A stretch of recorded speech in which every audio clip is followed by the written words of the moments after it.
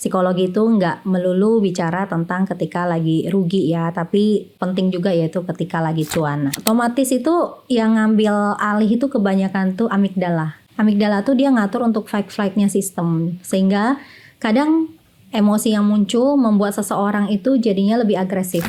Apa yang harus mereka lakukan saat mereka mengalami investasi mereka tuh lagi benar-benar loss banget, lagi turun banget? Apa yang harus dilakukan adalah pertama kita harus stop dulu. Bukan dalam arti stop berinvestasi, namun kita berhenti sejenak untuk mereview apa saja kesalahan yang sudah dibuat. Kita harus ngaku ya, jadi jangan denial.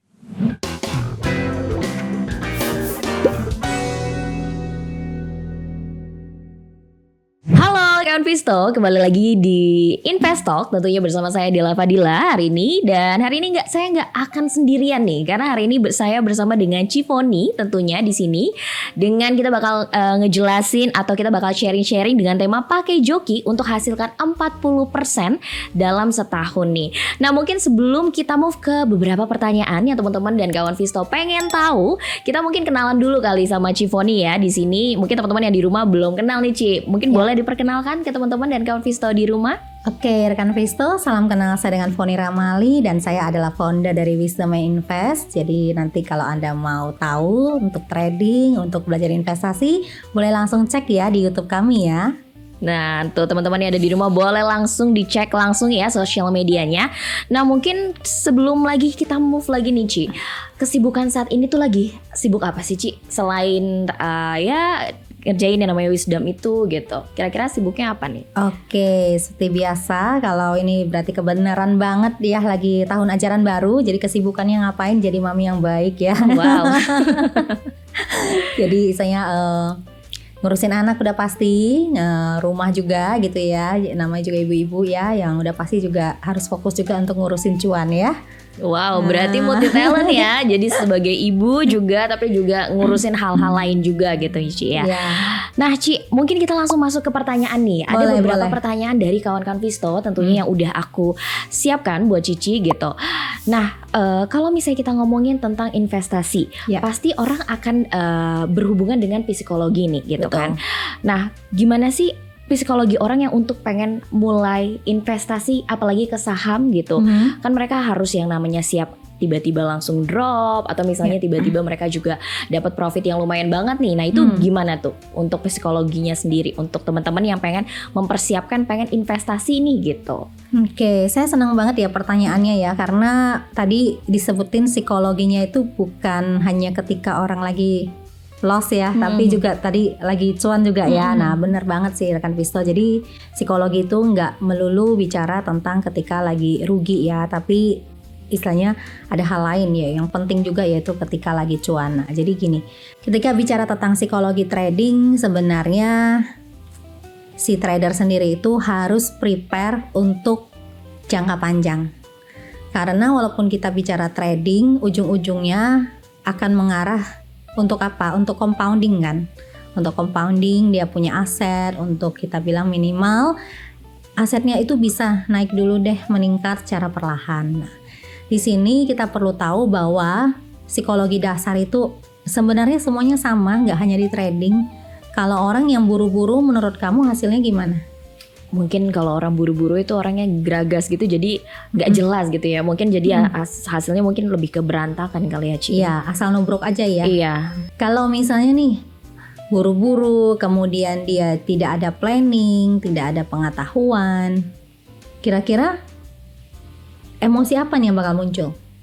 Mungkin kalau misalnya teman-teman dan saya pun juga ya, mungkin emosinya mungkin lebih kayak bingung, terus juga mungkin lebih overwhelmed, lebih emosional mungkin ya, Ci, ya, lebih ke situ gitu sih. Nah, jadi nggak hanya untuk trader sebenarnya, bukan?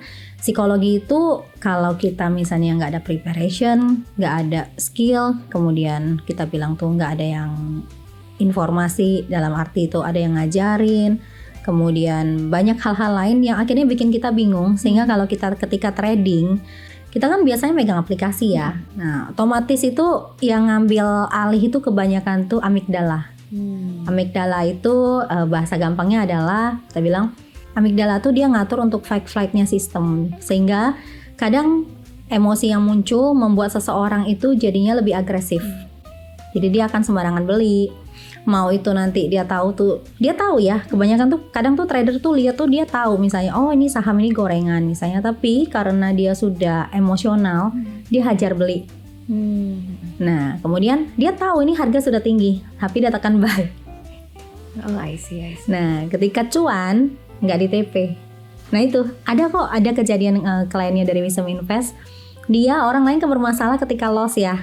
Dia bermasalah ketika cuan, dia bingung mau ngambilnya di mana. Oh iya. Paham, jadi istilahnya dari hijau dia lihat dia nggak TP. Akhirnya ketika turun lumayan dia TP. Wow ya, ternyata nggak cuma untuk pas waktu jatuh doang ya Ci ya. Ternyata orang juga ada beberapa emosional yang memang sekiranya dirasakan orang saat dia mengalami ya namanya kayak persenannya udah lumayan tinggi gitu, udah mulai hijau gitu, udah berasa juga gitu ya ternyata. Iya, bahkan terakhir kita kalau nggak salah ada, misalnya itu saya ada dapat informasi ya. Ketika satu saham yang masuk FCA, orang ini udah cuan lumayan.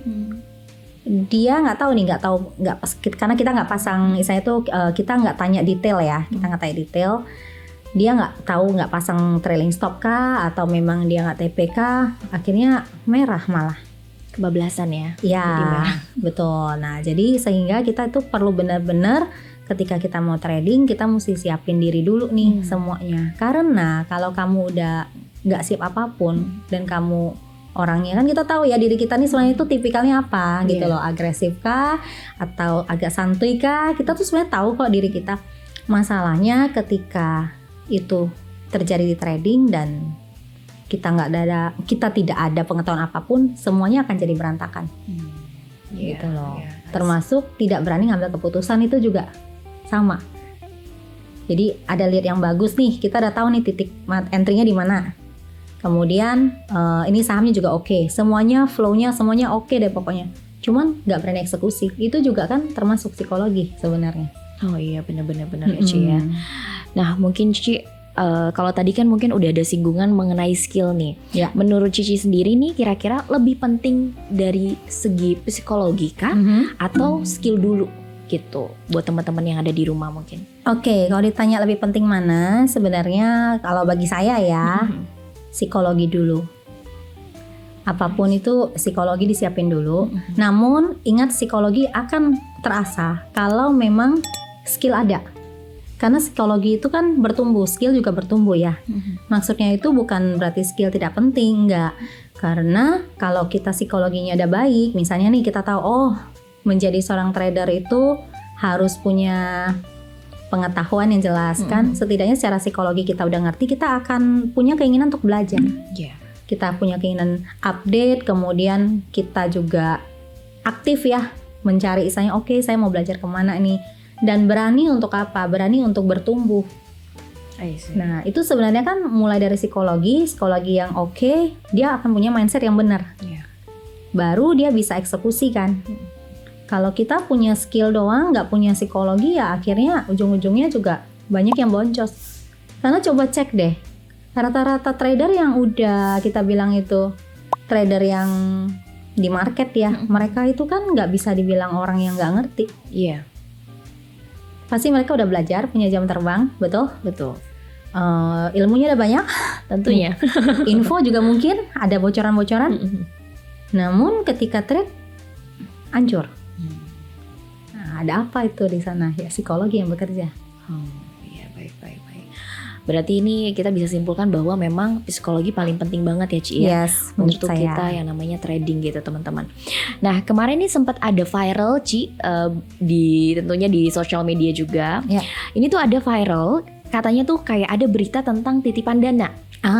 Yang lumayan viral banget, yang sempat aku juga udah ngeliat juga di sosial media sampai marah-marah customernya dan lain-lain. Itu gimana tuh tanggapan Ci Foni sendiri untuk perihal tersebut gitu? Nah di sini ini pendapat pribadi saya ya. Menurut saya dua-duanya juga punya sudut pandang. Kalau dari seorang yang punya dana gede, pasti kita pengen ya, kalau kita punya duit tuh pengen nih berkembang. Kemudian kita lihat ada sosok yang kayaknya jago nih gitu loh. pengen deh ngedabelin gitu ya, atau kembangin deh dana ini. Itu sesuatu yang wajar, menurut saya wajar. Ya, kemudian dari orang yang punya skill, dia melihat bahwa wah, yang biasanya trading sendiri oke gitu kan, tiba-tiba ada dapat dana gede, dia pikir dia bisa kelola gitu kan. Dia pengen nih gitu loh. Hanya ada satu yang menurut saya sangat sayang. Nggak ada legalitasnya. Oh, iya. Nah, legalitas ini adalah kunci dari semuanya. Kenapa? Karena kalau misalnya seorang yang mau dititipin dana, dia punya legalitas, dia punya lisensi untuk mengelola dana dan itu sah gitu ya. Kemudian juga legalitas banyak ya, misalnya dia terdaftar nih di OJK segala macam. Nah, sebagai orang yang punya uang yang nitipin nih, taruh dana, dia akan lebih tahu kan, transparan kan. Karena kenapa? Begitu kita punya lisensi dan itu semua terdaftar, kan nggak bisa bohong. Kamu bisa buka data nih. Oh, ini hasilnya bagus nggak? Transparan kan. Namun kalau nggak punya lisensi, nggak punya data, ya itu akhirnya kan ketahuan boncosnya di belakang kan. Bener-bener. Karena di awal kan ditutup-tutupi, oh cuan nggak cuan gitu ya. Nah, ini problem kan. Jadi yang disayangkan itu, sehingga akhirnya terjadilah yang namanya psikologinya rusak dua-dua. Saya kasih tahu ya, orang yang pintar trading sendiri belum tentu dia punya nyali loh untuk megang duit gede, dan apalagi itu duit orang. Psikologinya beda. Berbeda kalau orang yang memang punya lisensi, misalnya sebagai seorang misalnya PMI gitu ya. Dia memang tugasnya untuk manajemen gitu loh. Manajemen dana, manajemen fund gitu. Dia sudah punya pendidikan itu, dia sudah punya mindset itu, dan dia punya psikologi yang bisa setting untuk nih dananya mau ditempatin seperti apa. Dan diawasin. Kan fund manager nggak boleh sembarangan ya.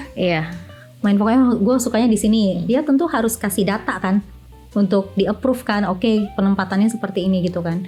Nah, ini yang sebenarnya kita semua perlu ya untuk benar-benar belajar investasi. Jadi belakangan ini sedih banget ya lihat judi online juga. Oh, itu banyak sekali ya di berita-berita, di sosial media juga. Nah, jadi pesan juga kalau yang memang sudah bisa ngasilin dana gede, yang saya sebut dengan para investor, kan ada baiknya nih meneliti lah. Meneliti, jangan sampai ngambil satu instrumen investasi ataupun kita bilang mempercayakan kepada orang dan akhirnya hancur. Nah, apalagi kalau itu misalnya nih kalian tahu itu dia pinter ya, kenalan terus kalian titip, mah bagi dong segala macam. Mulai sekarang stop aja. Karena saya udah lihat itu banyak sekali berakhir jelek kok. Berakhir bencana ya jadinya ujung-ujungnya ya. Yes, masalahnya ada yang fair, dia berani declare di depan bahwa oke, saya nggak bisa nih megang duit kamu misalnya kan. Nah, cuman menurut saya itu tetap salah kalau nggak ada izin. Dan untuk yang punya keinginan untuk dititipin dana nih, saya mau remind nih, ketika di awal orang yang mau nitip dana itu akan manis. Betul ya? Karena pikirannya kan fine, baik-baik aja gitu kan. Ketika rugi itu problem mulai keluar. Benar. Tiba-tiba langsung emosionalnya tuh campur aduk kali ya Ci ya. Ya. Namun ya dari kasus terakhir yang saya tahu itu kan terkonsentrasi di satu daerah. Iya. Ya. Dan juga angkanya di bawah 100 miliar ya. Ya. Untunglah masih segitu gitu ya. Dan nggak lebih banyak. Mulai sekarang ya better investasi di tempat yang benar aja teman-teman. Ya. Yang ada izin, kemudian legalitasnya kalian lihat jelas gitu. Nggak usah jauh-jauh lah, di investasiku aja kenapa sih? Oh iya, benar banget tuh teman-teman ya. Karena kita udah diawasi oleh OJK juga loh teman-teman ya di sini. Betul. Jadi nggak bisa sembarangan kan. Menurut saya ya, yang punya uang juga kalau mau greedy boleh, hanya saja mesti bijak. Iya, benar sekali. Benar banget. Benar banget Ci. Yang punya skill juga greedy boleh. Please lah ambil lisensi. Atau misalnya kalian ngerasa udah jago nih gue. Ya udah, daftarlah, masuklah ke perusahaan. Ya, untuk yang aset manajemen gitu kan. Ya kan boleh ya untuk misalnya benar-benar kalian bisa gunain, kalian punya kapabilitas itu dengan baik. Dan nanti akhirnya nggak ada urusan hukum kayak yang kasus kemarin gitu ya. Iya. Bener Pak. Cuannya nggak seberapa kan. Istilahnya si yang ngelola dana ini kan juga kan cuannya cuma paling berapa iya, gitu kalaupun dapat gitu kan. Nama baik, integritas, semuanya yang udah dibangun setengah mati hanya hancur dalam hitungan coba. Iya bener banget ya. Hitungan hari, hitungan bulan. Aduh sayang banget ya. Sayang banget gitu. Nah mungkin nih Ci, kan dari tadi kita udah ngomongin psikologi gitu ya. Psikologi tentang berinvestasi gitu. Nah kira-kira tuh ada faktor-faktor psikologi apa aja sih yang kayak mempengaruhi banget seseorang untuk kayak berinvestasi gitu? Oke, jadi salah satunya kalau kita bilang mau punya psikologi yang baik ya, Anda perlu punya impian untuk orang yang Anda sayang. Iya. Ya, misalnya buat pasangan, buat anak gitu, entah tuh mau pendidikan anaknya lebih baik gitu ya, atau untuk pasangan hidupnya lebih baik. Orang tua misalnya kalian mau berangkatin haji deh misalnya contohnya. Nah, kalian kalau udah punya kesana, udah punya goals gitu untuk orang yang kalian sayang, kalian cek dulu kalian tipikalnya seperti apa. Apakah yang tadi tuh agresif kah, atau yang agak santai, moderat gitu ya. Nah, atau yang konservatif nih sekalian. Nah, kalian mulai cek instrumen-instrumen keuangan yang cocok nih sama kalian. Karena instrumen-instrumen yang ada di, kita bilang itu di sekitar kita, itu memang di-create sesuai dengan level resiko yang kita bisa terima sebenarnya. Iya, benar. Nah, level resiko itu sendiri masuk dalam psikologi ya. Jadi jangan sampai ada orang yang misalnya, oke, saya mau cuan gede nih, ya, cuman konservatif. Gitu loh, masuk saham gorengan, itu nggak enak makan, nggak enak tidur, stres. Gak bisa tidur ya, kepikiran terus gitu. Lihat fluktuasinya naik turun luar biasa ya. Istilahnya cuannya nggak seberapa, udah kena beban mental gede banget kan. Nah, apalagi nih kalau sampai ya, yang tadi saya bilang amigdala itu, kamu kalau kena di psikologinya, itu mau neken mau cut loss itu udah kadang freeze, nggak bisa. Dia sampai ngeliatin aja, dia bingung mau ngapain. Karena memang kan dia ada flight ya, dia kabur gitu, atau dia fight, dia ayo nih mau ngapain. Ada yang cuma freeze doang, nggak bisa ngapa-ngapain. Kayak cuma diem doang ya Ci ya. Dia bingung mau ngapain. Dia bingung mau ngapain, padahal gitu. Mau tekan cuma jarinya nggak bisa. Paham. Nah, hati-hati kalau sampai istilahnya kita ignore ya untuk kita punya level psikologi sendiri. I see. Berarti itu sangat berpengaruh banget ya untuk investor, teman-teman yang ada di rumah juga yang baru ingin masuk ke dunia investasi gitu. Nah Ci, kalau misalnya kita tadi udah ngomongin tentang kerugian juga nih ya, mungkin ada sebagian orang yang kayak mengalami kerugian dalam berinvestasi. Nah kira-kira apa tuh yang harus dilakukan? Kalau tadi kan mungkin ada beberapa yang kayak nge-freeze, terus tiba-tiba ada yang bingung, emosional dan lain-lain. Kira-kira tuh apa yang harus mereka lakukan saat mereka mengalami investasi mereka tuh lagi benar-benar loss banget, lagi turun banget gitu. Pokoknya nggak sesuai harapan mereka ya. Oke, sesuai yang community yang juga saya bentuk bareng sama Coach Julie ya. Kita wisdomnya di depan dulu, baru invest. Nah, masalahnya banyak orang yang udah invest dulu baru dapat wisdomnya nih. Kayak tadi nih udah kadung ya. So, apa yang harus dilakukan adalah pertama kita harus stop dulu ya.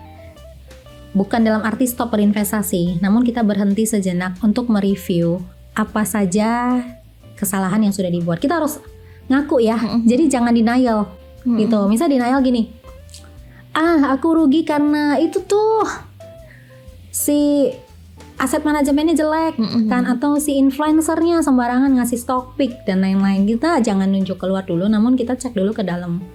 Saya ngelakuin kesalahan apa aja. Misal, skill saya belum, misalnya, atau saya salah nih milihnya, atau misalnya kalian lihat hal-hal apa yang memang membuat Anda itu rugi, dan itu biasanya startingnya tuh dari dalam dulu, bukan dari luar loh. I see. Karena yang punya dana kan kita, benar nggak? Kita, benar.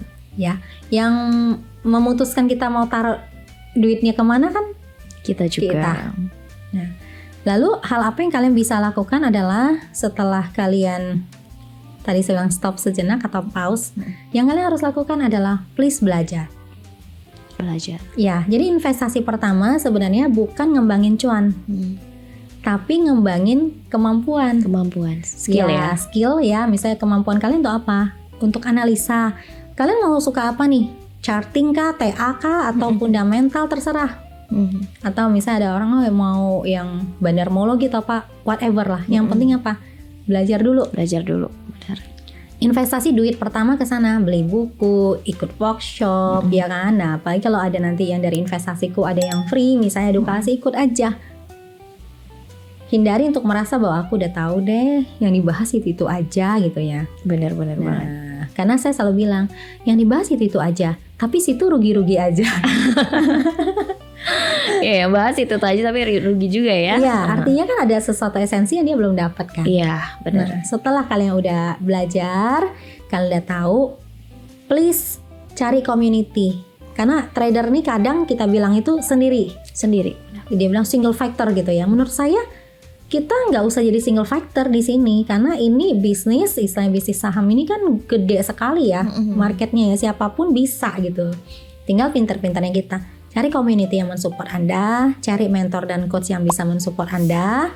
Tergantung ya, istilahnya Anda bisa dapatkan free atau Anda bisa berbayar. Anda mesti cek. Jadikan ini adalah kayak kita bilang suatu biaya investasi, ya. Coba cari pemenang-pemenang di dunia, ada nggak yang nggak punya coach? Nggak ada. Iya. Ya, apapun itu, mau kita bilang yang jago apa, golf, ada nih coachnya. Coachnya pasti ada. Pasti gitu, ada. mentornya pasti Bulu ada. tangkis, e-sport, semua kan. Nah, bahkan model ada coachnya gitu. Iya, benar banget ya. Nah, trader saham ada nggak? Pasti ada dong. Pasti ada. Jadi miliki. Kemudian punyai trading system. Ya. Nah, saya juga pengen info nih bagi teman-teman yang di investasiku. Win itu punya trading system. Sehingga yang nanti menggunakan referralnya dari Wisdom Invest, nanti info aja ya ke admin. Kalian semua dapat nanti trading systemnya kita kasih free. For free tuh teman-teman For ya. free. For free ya. For free ya, catatan ya, for free ya. Apalagi teman-teman di rumah Konvisa seneng banget yang free-free, yang gratis-gratis boleh disimak-simak ya. Terutama ibu-ibu cepat-cepat nih. Ya ibu-ibu tuh. Jadi sehingga ada trading system itu bisa bantu untuk kita punya psikologi lebih baik dan selebihnya ya bertumbuh. Bertumbuh ya dengan diri sendiri. Yes, dan review. Kemudian lihat yang jelek kita ubah gitu lebih baik. Dan ini bukan perjalanan singkat sih jadi trader menurut saya. Kalau kamu udah berapa lama Ci jadi trader tuh? Saya jadi trader itu starting 2012 ya. Iya, sekitar 2012-an ya teman-teman berarti. Iya. Oh udah berapa tahun ya kalau sampai sekarang tuh around sekitar 12 tahun juga ya? Ya itu pertama kali juga istilahnya yang membuat saya masuk tuh. Oh karena itu ya, pertama kali banget ya Ci ya. Oh I see. Berarti udah 12 tahun udah melalang buana banget nih pasti Ci Foni di dunia perinvestasian gini gitu ya. Nah mungkin Ci di rumah teman-teman pasti masih bingung kan. Mereka pengen berinvestasi tapi dari segi waktu ataupun skill gitu. Mereka tuh pengen mungkin titip dana. Kalau menurut kamu tuh gimana tuh? Titip dana ya, istilahnya pakai joki ya. Iya, joki. Sebenarnya nggak salah sih, nggak salah. Jadi titip dana kalau pakai joki itu yang kalau mau itu cuman 2 yang boleh. Apa tuh Ci? Yang satu sendiri. Sendiri. Okay. Jokin sendiri gitu ya, apaan sih? Iya gitu. bener-bener. Yang kedua adalah kalian cari yang punya lisensi yang jelas ya, kemudian terdaftar di OJK. Jadi kalian bisa tahu transparan yang tadi yang saya sampaikan di awal. Itu pakai joki tidak salah, hanya saja jangan salah pilih joki. Oh oke. Bener ya? Seperti cari pasangannya Ci ya. Iya. Jangan salah pilih pasangan gitu kan. Yang pilih pasangan yang salah. Benar. benar ya. Jadi boleh-boleh aja nih, cuman balik lagi ke diri kalian masing-masing ya teman-teman ya. Pilih joki yang kira-kira oke nih gitu kan. Joki nggak berizin mau ngapain sih? Oh iya sih. Ntar tiba-tiba uangnya udah hilang atau tiba-tiba dibawa kabur kan? Yang mendingan buat kita ya, kasih buat kita buat skincarean. Bener banget tuh ya. Nah Ci, kalau kita kan dari tadi udah ngomongin tentang psikologi nih. Yes. Kita udah ngomongin tentang kayak teman-teman yang bingung pengen investasi gitu kan. Nah sekarang tuh kayak ada gak tips and trick atau misalnya kayak ajakan untuk teman-teman kayak pengen coba investasi tuh kayak mulainya tuh dari mana dulu, kayak produk apa dulu gitu mungkin. Oke, jadi produk investasi itu kan banyak ya. Kita bicara kayak ada yang memang senang yang konvensional gitu, mau nyimpan emas ya boleh gitu kan. Kemudian ada yang memang mau deposito, ya nggak apa-apa.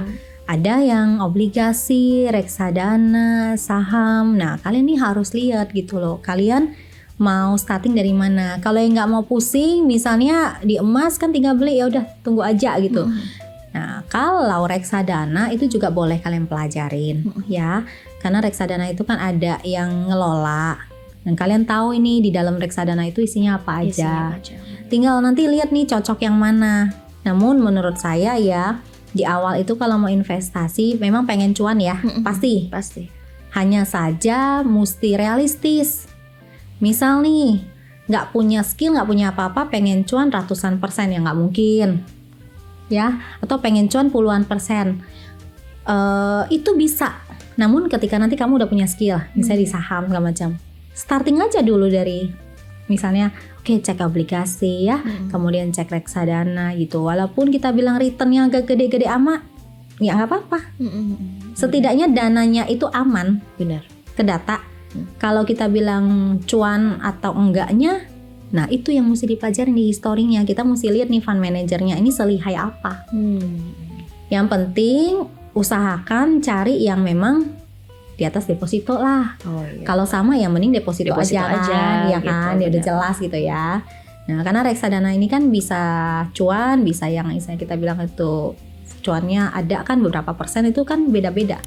Nah, kalau mau lengkap sebenarnya buka aja langsung dari aplikasi investasiku, ngapain repot sih? Ya kan, nanti kan tinggal cek beberapa reksadana yang juara ya, benar. Yang direferensikan nanti boleh dilihat ya.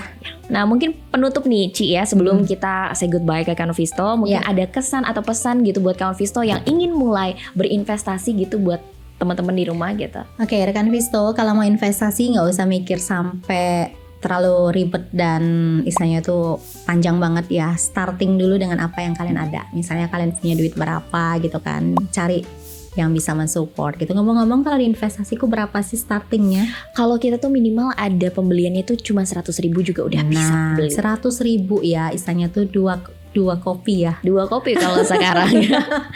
2 kopi udah bisa investasi. Ya, kita misalnya baru mulai, starting aja dengan nyimpan 2 kopi selama sebulan ya, ya. Nah, taruh, kemudian kita belajar, lalu ingat upgrade juga ilmu. Yang pasti adalah kalau bersama kami ya, misalnya itu investasiku, mereka juga sering kali bikin edukasi itu, tolong dilihat. Karena banyak yang gratis, orang ngegampangin. Menurut saya sih justru yang gratis ini kesempatan gitu ya. Nah, kemudian kalau yang dari Wisdom Invest, kita pasti akan support kalian. Nanti kalian tinggal komen aja ya kalau butuh ya untuk toolsnya.